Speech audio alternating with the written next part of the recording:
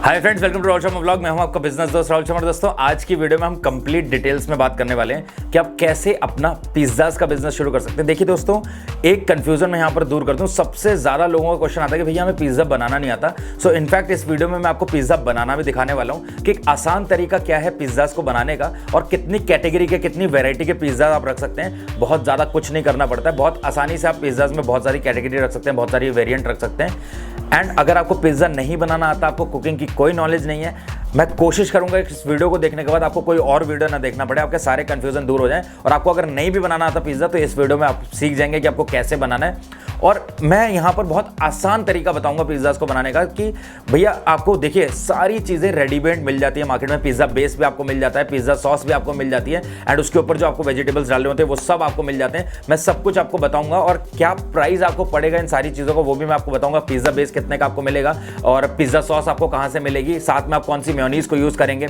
चीज़ आपको कौन सा यूज़ करना है, इसके अलावा कौन सी मशीन्स आपको चाहिए होंगी। मशीन्स आपको गैस से ऑपरेट करने वाली चाहिए या इलेक्ट्रिसिटी ऑपरेटेड चाहिए। इनफैक्ट दोस्तों, मैं आपको एक चीज बता दूं, पिज्जा का बिजनेस एक ऐसा बिजनेस है जिसको आप बहुत कम पूंजी में शुरू कर सकते हैं। आपको यहां पर ये बिल्कुल भी नहीं सोचना, अपने दिमाग में ये बिल्कुल भी नहीं लाना है कि अगर आपको एक पिज्जा का बिजनेस शुरू करना है तो आपको लाखों रुपए चाहिए, आपको फुल फ्लेज रेस्टोरेंट खोलना पड़ेगा। नहीं दोस्तों, मैं आपको आज की वीडियो में ये बताने वाला हूं कि अगर आप कम पूंजी लगाकर एक पिज्जा का बिजनेस शुरू करना चाहते हैं, छोटे से कार्ट में या फिर फूड ट्रक में, आज हम इन दोनों पर बात करने वाले हैं। तो कार्ट में और फूड ट्रक में अगर आपको इस बिजनेस को करना है तो किन किन चीजों की रिक्वायरमेंट होगी, मशीन्स आपको कौन सी लेनी है, साथ ही में पिज्जा की मेकिंग आपको कैसे करनी है, पिज्जा के साथ आप और कौन कौन सी वैरायटी रख सकते हैं, टोटल इन्वेस्टमेंट आपका कितना लगने वाला है, एंड एक पिज्जा को बनाने के लिए और जो मशीन आपकी लगेंगे उनका प्राइस क्या पड़ने वाला है, सारे इंग्रेडिएंट्स भी आपको बताऊंगा। इनफैक्ट जब मैं वीडियो में आपको ये दिखाऊंगा कि पिज्जा को आपको कैसे बनाना है, आपको सारे कंफ्यूजन उसी में दूर हो जाएंगे। सो आज की वीडियो में A to Z इन्फॉर्मेशन है पिज्जाज के बिजनेस के बारे में। रिक्वेस्ट एक ही करूंगा दोनों हाथ जोड़ के आप लोगों से कि भाई वीडियो को पूरा अंत तक जरूर देखना।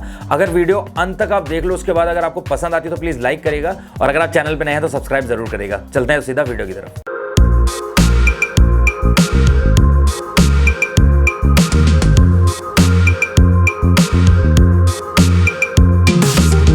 दोस्तों, वीडियो में आगे बढ़ने से पहले एक बहुत इंपॉर्टेंट बात आपको बता दूं। देखिए, मेरी एक सब्सक्राइबर है जिनका नाम है संगीता दे।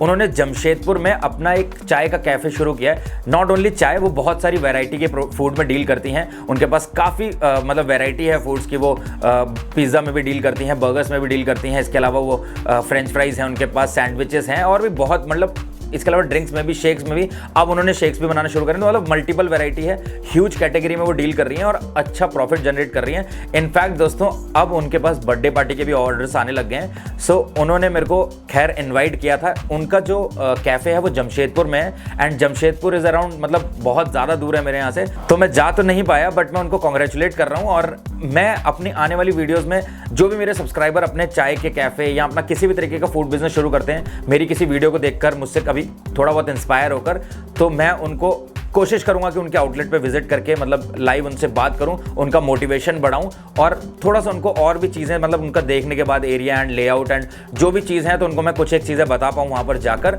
अगर मैं ये नहीं कर पाया और बहुत दूर हुआ, मेरा शेड्यूल बहुत बिजी हुआ, तो हम उनको डेफिनेटली अपनी वीडियो में भी फीचर करेंगे। ये हम नया काम कर रहे हैं ताकि उनको एक मोटिवेशन मिले। सो जो भी मेरे भाई जमशेदपुर से हैं वो मैम के कैफ़े में जा सकते हैं। संगीता दे मैम का नाम है और उनका जो कैफ़े का नाम है द हॉट सिप्स। तो प्लीज़ आप विजिट करिए और उनको सपोर्ट करिए और उनको मोटिवेट करिए। दोस्तों, अब हम बात करते हैं आज की वीडियो में। देखिए, अगर आपको पिज्जा का बिजनेस शुरू करना है तो सबसे इंपॉर्टेंट यहाँ पर चीज़ होती है कि आपको पिज्जा बनाना आना चाहिए।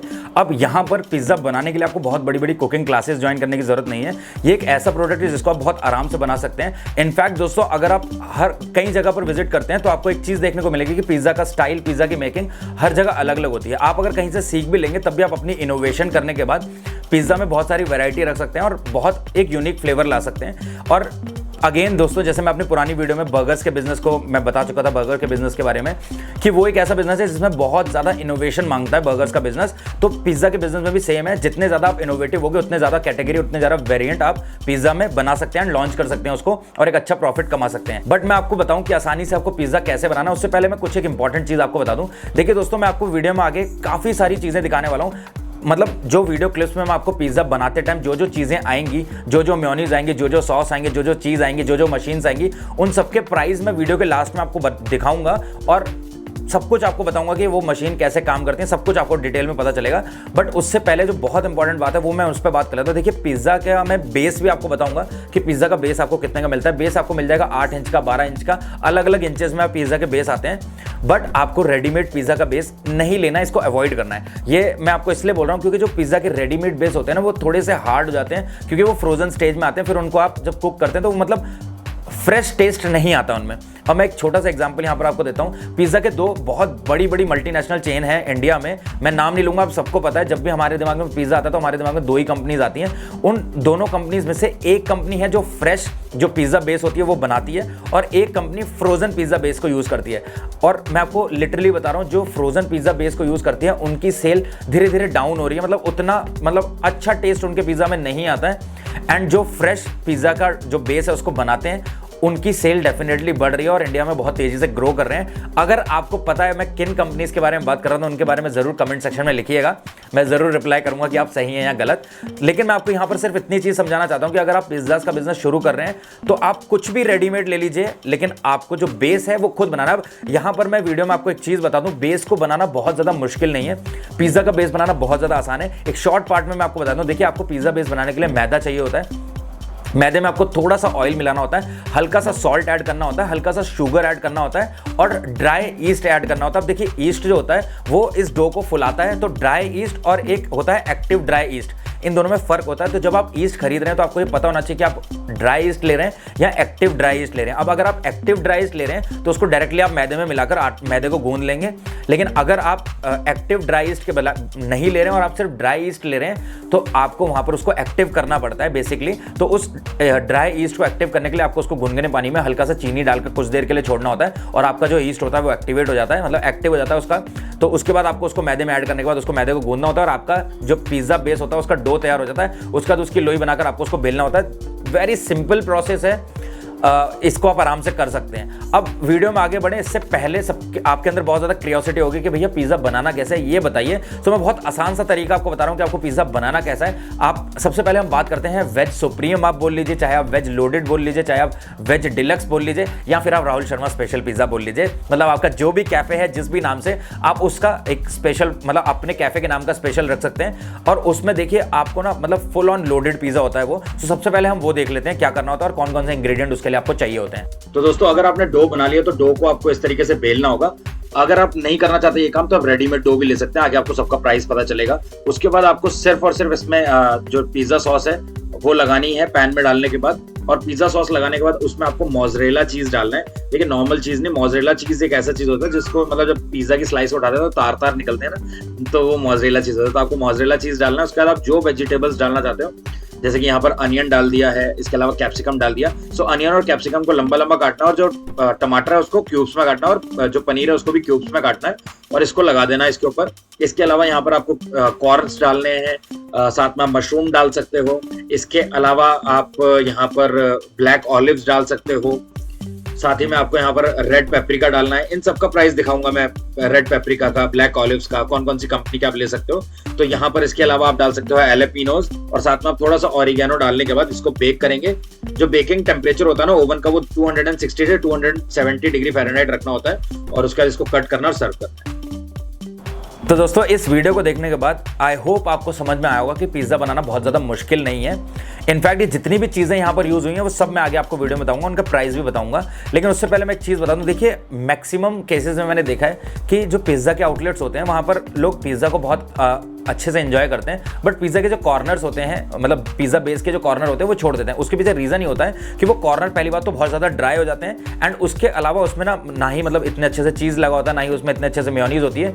जो अंदर का पार्ट होता है उसमें तो सारे इंग्रेडिएंट्स होते हैं, बट जो बेस होता है मतलब बेस के जो कॉर्नर होते हैं वो ज़्यादा मतलब टेस्टलेस होते हैं। तो वहाँ पर और ड्राई होने की वजह से लोग उसको छोड़ देते हैं कॉर्नर्स को। तो आपको बस एक छोटा सा काम करना है कि आप उसके कॉर्नर्स पे बटर लगा सकते हैं ताकि उनमें थोड़ा सा फ्लेवर आ जाए, थोड़ा सा टेस्ट आ जाए। एंड देखो जो नहीं कर रहा कोई और, वो आपको करना है। मतलब कुछ लोग तो डेफिनेटली करते हैं, बट मैं मैक्सिमम बड़े बड़े ब्रांड्स को जानता हूँ ये काम नहीं करते हैं। उनका जो पिज़्ज़ा के कॉर्नर्स होते हैं बेस के, वो ड्राई हो जाते हैं, जिसकी वजह से लोग उनके पिज़्ज़ा के कॉर्नर को छोड़ देते हैं। तो आप ऐसा काम मत करो, आप कोशिश करो कि पिज़्ज़ा के कॉर्नर्स में आप जो बेस का कॉर्नर वहाँ पर आप बटर लगा दो, ताकि लोग उसको भी खाएं। दोस्तों मैंने आपको दिखा दिया कि वेज पिज़्ज़ा कैसे बनाना है। आप उसको वेज सुप्रीम बोलिए, वेज डिलक्स बोलिए या शेफ स्पेशल बोलिए, आपका एक पिज़्ज़ा ये हो गया। इसके अलावा दोस्तों अब मैं आपको बताता हूँ नॉन वेज पिज़्ज़ा आपको कैसे बनाना है। अब तंदूरी चिकन पिज़्ज़ा हम बता देते हैं। देखिए आपको मैं 3-4 पिज़्ज़ा बता दे रहा हूँ, आपको शॉर्ट पार्ट में दिखा दे रहा हूँ, ताकि आपको थोड़ा सा आइडिया मिल जाए। एंड जैसे मैंने आपको बोला कि आप जितने इनोवेटिव हो गए, आप ना बहुत ज़्यादा कुछ इसमें कर सकते हो मेयोनीज एंड सॉसेस को यूज़ करके।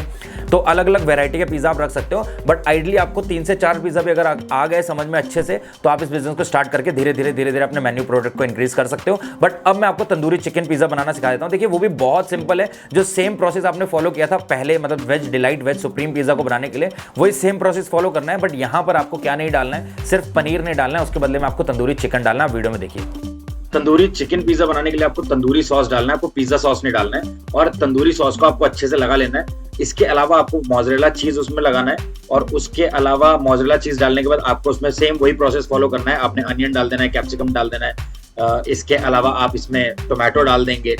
बस यहाँ पर आपको पनीर नहीं डालना है, वरना तो वेज पिज़्ज़ा हो जाएगा। तो रेड पेपरिका डालने के बाद यहाँ पर आपको डालना है तंदूरी चिकन। तो तंदूरी चिकन के लिए आप तंदूर मत लगाइए, आपको क्या करना है, आपको बस तंदूरी मसाला लेना है, और उसमें आपको चिकन के पीसेस को डालने के बाद अच्छे तरीके से मिक्स करना है, और उसके बाद आपको पिज़्ज़ा के ऊपर रख देना है। सो आपका ये जो तंदूरी चिकन का फ्लेवर है ना, तंदूरी चिकन का ये जो मसाला आपने ऐड किया, इससे तंदूरी चिकन का फ्लेवर आ जाएगा।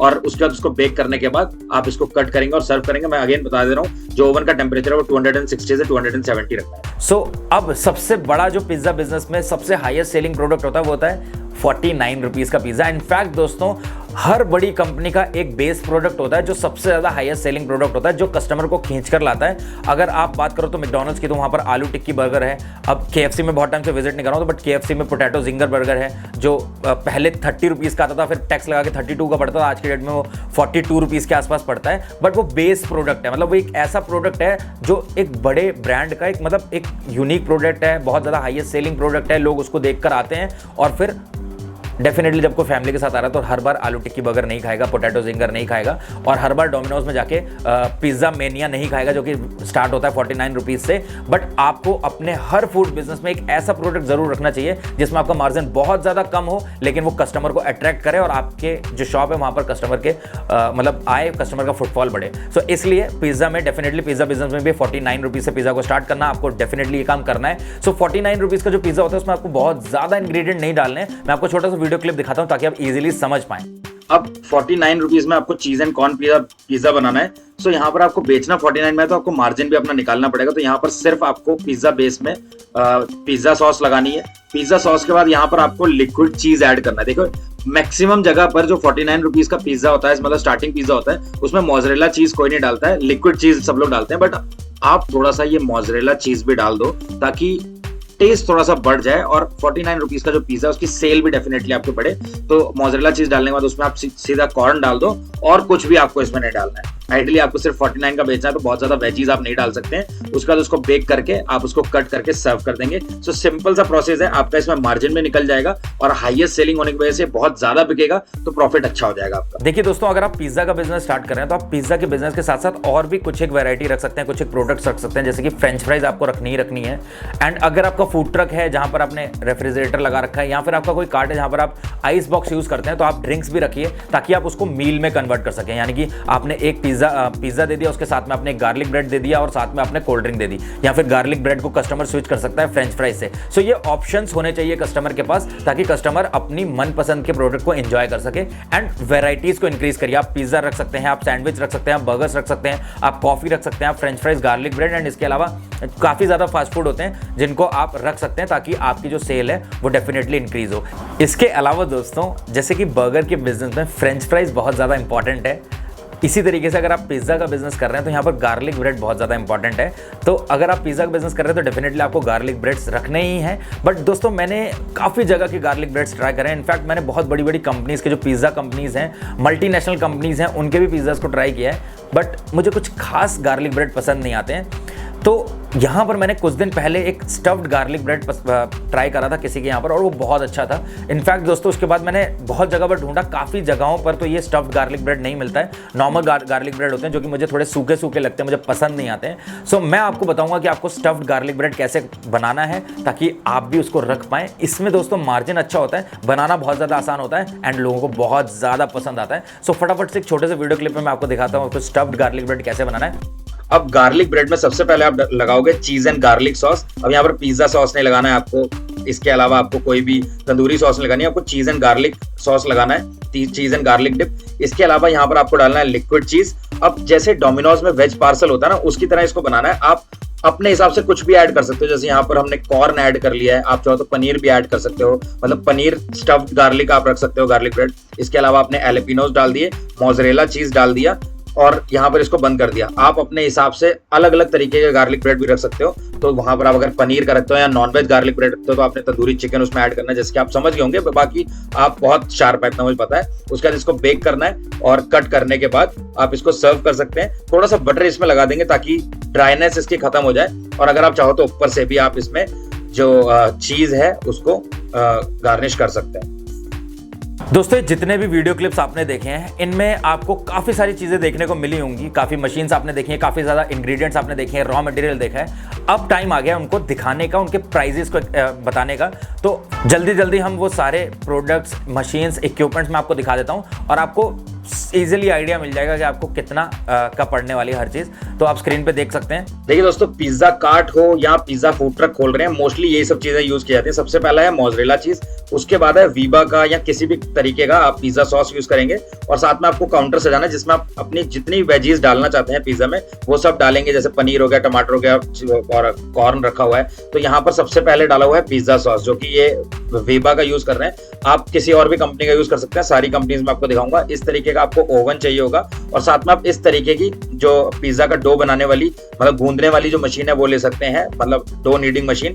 तो ये दोस्तों 8,000 से 12,000 के आसपास में आपको मिल जाएगी। अच्छी केजीज के हिसाब से आती है, अगर 5 केजी की लेंगे वो सस्ती मिलेगी, 10 केजी की लेंगे थोड़ी महंगी मिलेगी, 20 किलो की लेंगे वो और महंगी मिलेगी।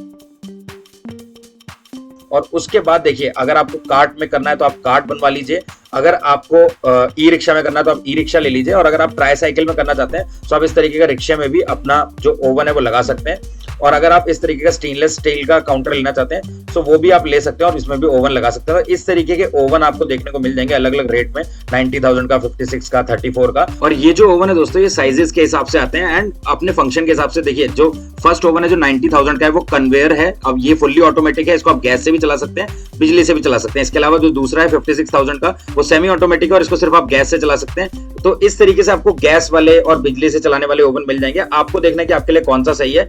इसके अलावा दोस्तों आपको चाहिए होगा पिज्जा बेस। अगर आप बनाना नहीं चाहते तो आपको अलग अलग रेट के पिज्जा बेस मिल जाएंगे, और उस पिज्जा बेस पे आपको इस तरीके का जो पिज्जा सॉस है वो लगाना होगा। और ये पिज्जा सॉस भी अलग अलग कंपनीज के अलग अलग प्राइसेस में आते हैं, बट मोस्टली जो कार्ट वगैरह यूज करते हैं वो वीबा का करते हैं। आप भी वीबा का यूज कर सकते हैं, वरना बहुत कंपनीज बनाती हैं, आप देख सकते हैं स्क्रीन पे, सबका रेट अलग अलग होता है क्वालिटी के हिसाब से। इसके अलावा आपको भैया मोज़रेला चीज चाहिए होगा, मोज़रेला चीज भी अलग अलग कंपनीज का आता है, आप किसी भी कंपनी का ले सकते हैं। इसके अलावा जो डिप मैंने आपको दिखाई थी वो चिली गार्लिक डिप हो गया, इसके अलावा चीज एलापिनो डिप हो गया। तो इस तरीके से आप डिप्स ले सकते हैं जो कि आपके गार्लिक ब्रेड वगैरह बनाने में और अलग अलग चीज की सर्विंग में भी काम आएंगे। इसके अलावा आपको ग्रीन एंड ब्लैक ऑलिव्स चाहिए होंगे, साथ में आपको रेड पेपरिका और साथ में आपको एलापिनोस चाहिए होंगे। आप देख सकते हैं अलग अलग कंपनीज के बॉक्सेस हैं, तो आप किसी भी कंपनी का ले सकते हैं। क्वालिटी के हिसाब से प्राइसेस वेरी करेगा, तो आप वो देख लीजिए। इसके अलावा आपको सर्विंग के टाइम पे ऑरिगेनो, चिली फ्लेक्स चाहिए होंगे, सो वो भी आप शैशे जरूर ले लो। एंड साथ में भैया आपको टोमेटो केचप जरूर देना है शैशे, और साथ में आप माउथ फ्रेशनर के भी शैशे जरूर खरीद लो। ये छोटी छोटी चीजें बहुत इंपॉर्टेंट होती है, और आपको इस तरीके का पिज्जा कटर चाहिए होगा। तो दोस्तों आज की वीडियो में सिर्फ इतना ही। उम्मीद करता हूँ इस वीडियो को देखने के बाद मैंने आपकी थोड़ी बहुत हेल्प जरूर करी होगी। दोस्तों अगर आपको वीडियो थोड़ा बहुत इन्फॉर्मेटिव लगा,